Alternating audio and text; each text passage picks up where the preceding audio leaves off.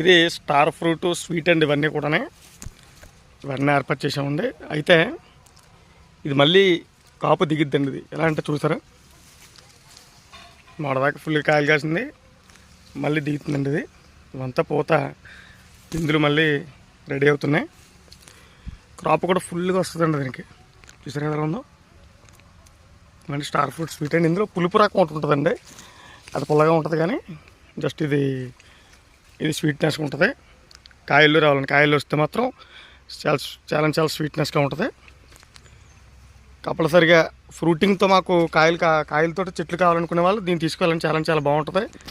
అలాగే మన నర్సరీలో చాలా ఏర్పాటు చేసామండి. ఇవి డైరెక్ట్గా దీన్ని తీసుకువెళ్ళిపేసుకుంటే మనకి డైరెక్ట్ ఈ ఫ్రూటింగ్ మనకి ఏర్పాటు అయిపోద్దండి.